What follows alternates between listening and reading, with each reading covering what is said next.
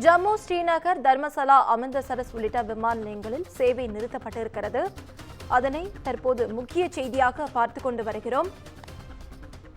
Operation Sindoor நடவடிக்கை குறித்து அமெரிக்க வெளியுறவுத்துறை செயலாளரிடம் தேசிய பாதுகாப்பு ஆலோசகர் அஜித் தோவல் தொலைபேசியில் பேசியதாகவும், ரஷ்யா, பிரிட்டன், சவுதி அரேபியா, ஐக்கிய அரபு அமீரகம் உள்ளிட்ட சர்வதேச நாடுகளுக்கு பகல்காமில் சுற்றுலா பயணிகள் சுட்டுக் கொல்லப்பட்டதற்கு பதிலடியாகவே பாகிஸ்தானில் உள்ள பயங்கரவாத தாக்குதல் நடத்தப்பட்டதாகவும் தகவல் வெளியாகியிருக்கிறது. நம்முடன் இணைப்பில் முன்னாள் ராணுவ அதிகாரி கர்னல் மலையப்பன் அவர் இருக்கிறார். அவரிடம் பேசலாம். சார் வணக்கம்.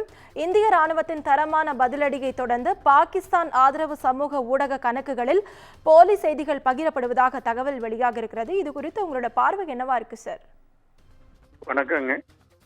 இது எப்பவுமே நம்ம இந்தியா பார் போகாம டெரர் ஏரியா இருந்ததுல ஹெட் குவார்டர்ஸ் அவங்க மட்டும் ஸ்ட்ரைக் பண்ணியிருக்காங்க. பாகிஸ்தான் ஆர்மி இன்ஸ்டிடியூஷன் எதுவுமே தொடவே இல்லை.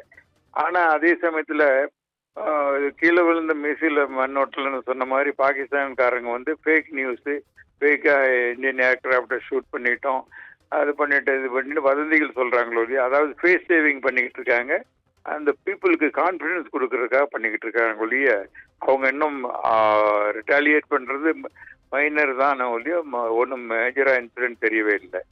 சார், இந்திய தரைப்படை, விமானப்படை இணைந்து பாகிஸ்தான் மற்றும் பாகிஸ்தான் ஆக்கிரமிப்பு காஷ்மீரில் உள்ள பயங்கரவாத முகாம்கள் மீது தாக்குதல் நடத்தப்பட்டதாக தகவல் வெளியாக இருக்கு. பகல்காம் தாக்குதலுக்கு நீதி வழங்கப்பட்டிருக்கிறது அப்படின்னு சொல்லலாம். அடுத்த கட்ட நகர்வு நம்முடைய தரப்பிலிருந்து என்னவா இருக்கும் சார்? என்னவா இருக்க போகிறது? நம்முடைய தகவல் எப்பவுமே டிஃபென்ஸ். ஆனா அதே சமயத்தில் அஃபென்ஸ் பண்ணும்போது அவங்கள பினிஷ் பண்ண வேண்டியது. ஃபர்ஸ்ட்ல டெரரிஸ்ட் நியூட்ரலைஸ் பண்ணிட்டாங்க. இனிமேல் அதுக்காக ஆர்மிக்காக ஆக்ட் பண்ணாங்கன்னா நம்ம ரிட்டாலியேட் பண்ணி we will go on heavily. நிறையா பண்ணுவோம். இப்போ ஏர்ஃபோர்ஸ் ரெடியாக இருக்கு. ஆல்ரெடி எக்ஸசைஸ் கண்டக்ட் பண்ணிட்டு இருக்காங்க. அப்புறம் பார்மேர் டு பாரமுலா அந்த ஏரியாவில் ஆர்மி ரெடியாக இருக்கு. இப்போ artillery guns and missiles use பண்ணுறாங்க. மூவ்மெண்ட் ஆஃப் ட்ரூப்ஸ் பாகிஸ்தான் இதுக்குள்ள போயிருக்க மாட்டாங்க, எக்ஸப்ட் வெரி ஃபியூ கேசஸ்.